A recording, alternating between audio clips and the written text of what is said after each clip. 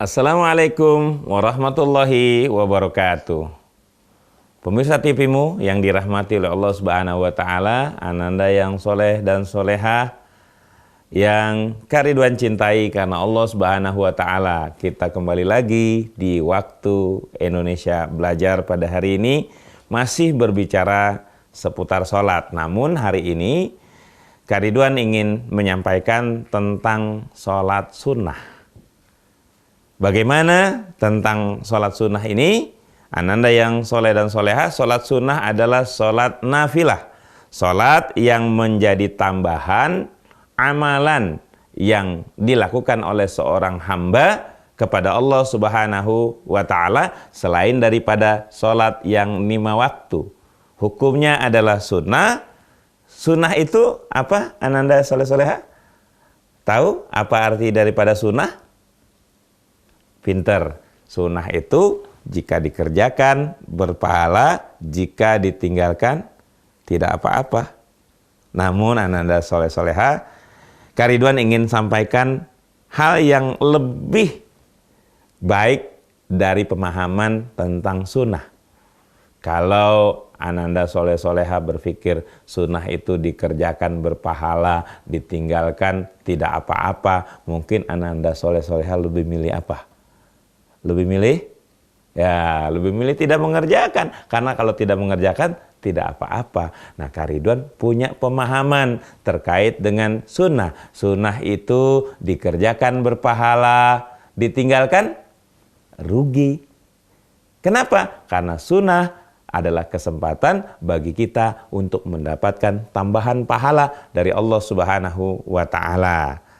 Salat sunnah apabila dikerjakan tadi memang berpahala, ditinggalkan bukan tidak apa-apa, memang tidak berdosa, tetapi kita kehilangan kesempatan untuk menunjukkan bahwa kita cinta Nabi sehingga kita suka menghidupkan sunnah-sunnah Nabi, sunnah-sunnah yang biasa dikerjakan oleh Nabi Muhammad Sallallahu Alaihi Wasallam. Nah, sholat sunnah pembagiannya ada 2, ananda soleh soleha. Dicatat ya. Sholat sunnah yang pertama disebut sholat sunnah munfarid. Apa sholat sunnah munfarid? Sholat sunnah munfarid ada sholat sunnah yang dikerjakan sendiri alias tidak secara berjamaah. Nah, ananda yang soleh-solehah mungkin ada beberapa sholat sunnah yang dikerjakan sendiri. Coba silakan ananda soleh-solehah diingat apa saja. Misalkan sholat sunnah rawatib.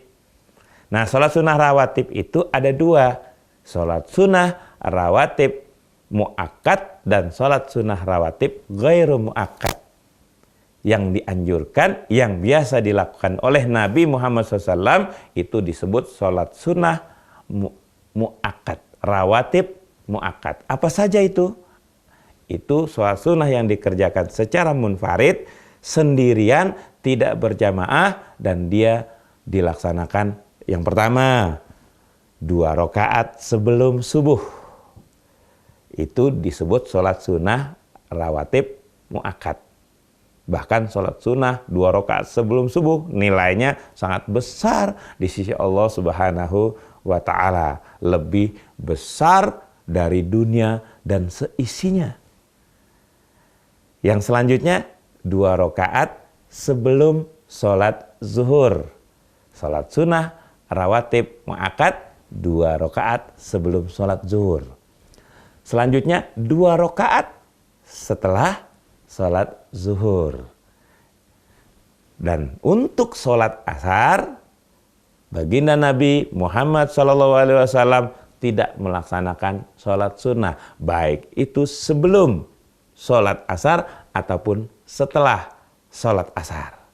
Jika ada yang melakukan 2 rakaat sebelum asar, itu disebut sholat sunnah ghairu mu'akkad. Diingat ya, dicatat ananda yang soleh dan soleha. Selanjutnya maghrib.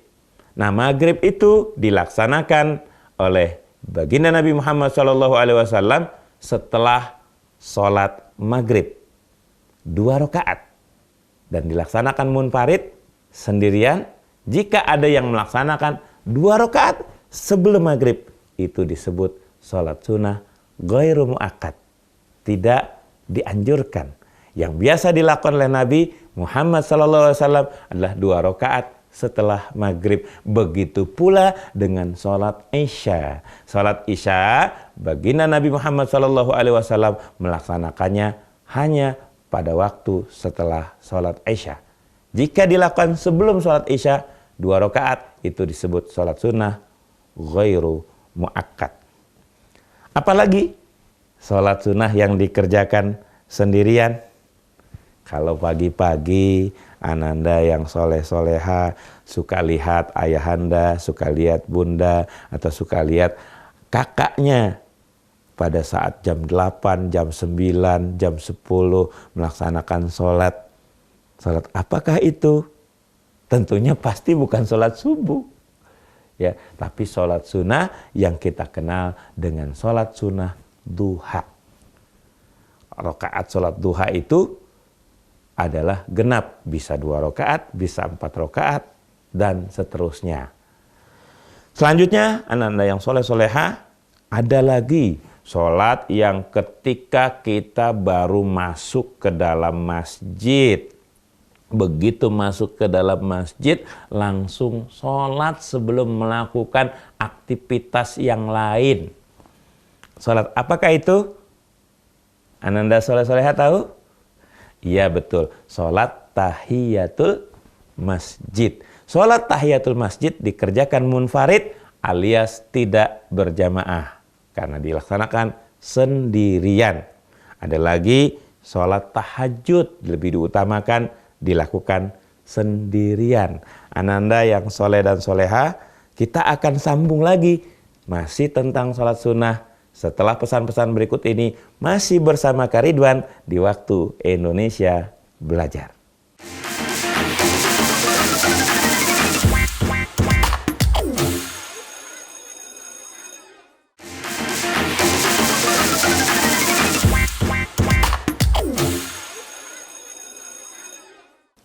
Pemirsa TV-mu yang dirahmati oleh Allah Subhanahu wa Ta'ala, ananda yang soleh-soleha, masih setia bersama Waktu Indonesia Belajar.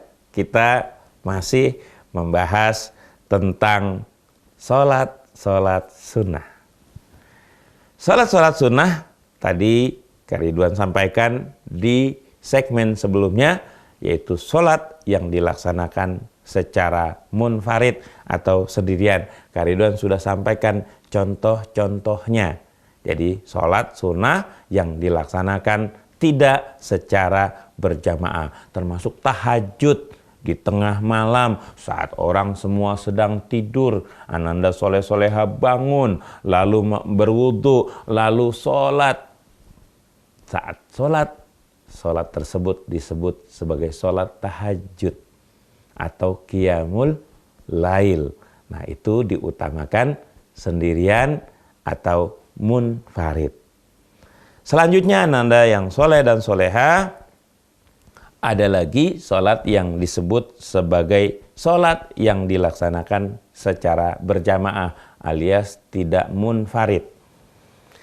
Sholat sunnah apakah saja yang dilaksanakan secara berjamaah?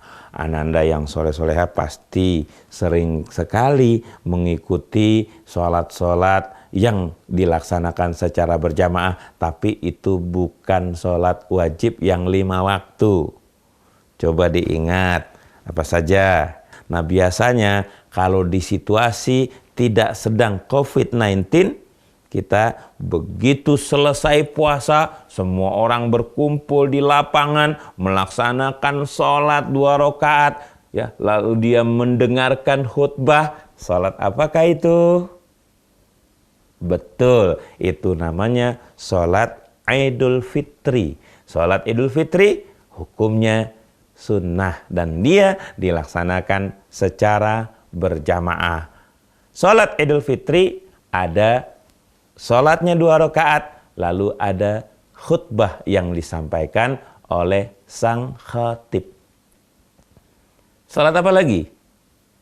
Idul Adha. Jadi ada Idul Fitri, ada Idul Adha. Ini 2 hari raya di mana Idul Fitri dilaksanakan setelah kita melaksanakan puasa di bulan suci Ramadan. Adapun sholat Idul Adha dilaksanakan pada saat hari raya Idul Adha atau hari raya yang dimana setelah pelaksanaan sholat tersebut, Ananda soleh-soleha, lihat apa yang dilakukan oleh kaum muslimin di masjid-masjid.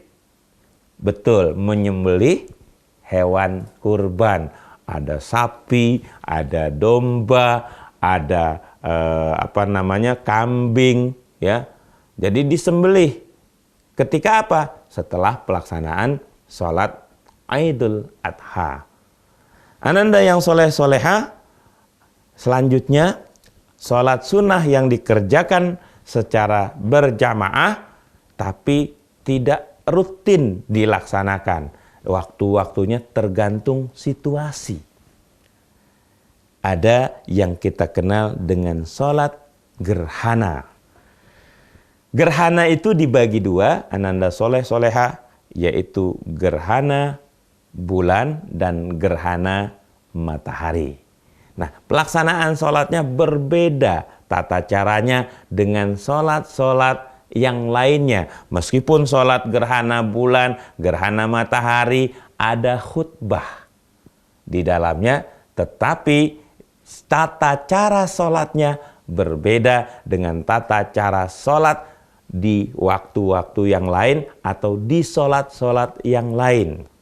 Kalau sholat gerhana, Ananda yang soleh dan soleha, setelah ruku di rokaat pertama, Sami Allahu liman hamidah, Rabbana walakal hamdu. Setelah itu Ananda yang soleh-soleha, tangannya kembali di depan. Untuk apa? Kembali membaca suratul Fatihah dan membaca ayat suci Al-Quran. Setelah itu ruku, setelah itu i'tidal, Sami Allahu liman hamidah, Rabbana walakal hamdu. Setelah itu baru sujud. Dan untuk 2 rakaat sholat dilakukan dengan 2 kali ruku. Itu perbedaan sholat-sholat sunnah yang lain dengan sholat sunnah di waktu kita melaksanakan sholat gerhana, baik itu gerhana bulan ataupun gerhana matahari. Ananda yang soleh dan soleha, ada lagi nih sholat yang dilakukan pada saat situasinya kering kerontang. Situasinya tidak turun-turun hujan. Seluruh hewan-hewan kehausan. Tanaman-tanaman mati kekeringan. Pada saat itulah Nabi Muhammad SAW mengajarkan salah satu ibadah sholat sunnah yang kita kenal dengan sholat istisqa. Sholat istisqa adalah sholat yang dilaksanakan dalam rangka memohon kepada Allah Subhanahu wa Ta'ala agar Allah yang Maha Kuasa, agar Allah yang Maha Pemurah menurunkan hujan dari atas langit. Nah, sholat yang dilaksanakan untuk meminta hujan itulah disebut dengan sholat apa? Sholat apa? Sholat istisqa. Selanjutnya, Ananda yang soleh dan soleha sering melaksanakan kegiatan sholat setelah sholat Isya. Karena situasinya COVID-19, biasanya dilaksanakan berjamaah di masjid. Tapi saat ini dilaksanakan berjamaah di rumah bersama ayah dan juga bunda. Sholat apa? Betul, sholat tarawih. Nah, Ananda soleh soleha, kita sambung lagi. Semakin seru bicara tentang sholat sunnah bersama Kariduan, tetap di Waktu Indonesia Belajar.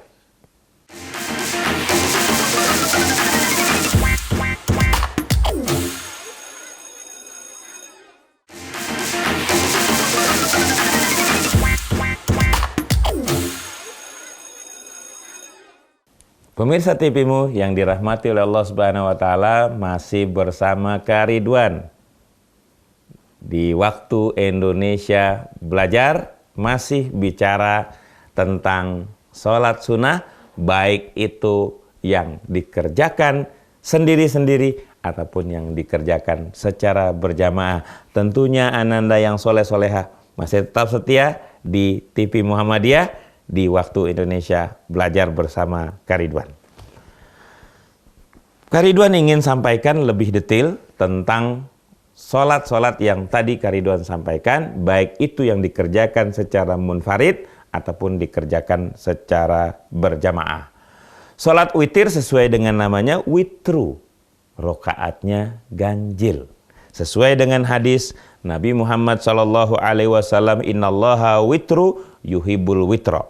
Artinya sesungguhnya Allah itu tunggal dan menyukai yang ganjil-ganjil.